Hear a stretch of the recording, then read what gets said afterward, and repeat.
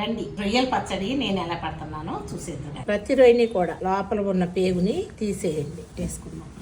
కొబ్బరి నూనె, పసుపు, ఉప్పు, బాగు చేసి పెట్టుకున్న రొయ్యలు వేసి బాగా కలిపి నీళ్లు పోసి 3-4 సార్లు కడిగాను. జల్లిబుట్టలోకి వడకట్టేసుకోండి. నీళ్లు ఇలా మసులుతూ ఉన్నప్పుడు పసుపు, ఉప్పు, జల్లిబుట్టలో వేసిన రొయ్యలు కూడా వేసేయండి. ఇలా తిప్పి మొత్తం అన్ని జల్లిబుట్టకు వేసేసుకోండి.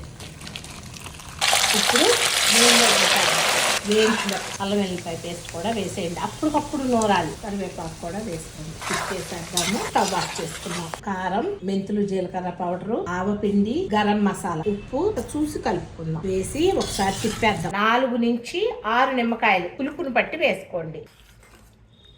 నేను ఎలా చేశానో చూసారు కదా. నచ్చితే గనక ఓపిక ఉంటే మీరు చేసుకోండి. లేదు అంటే కింద కనిపించే నెంబర్కి కాల్ చేయండి.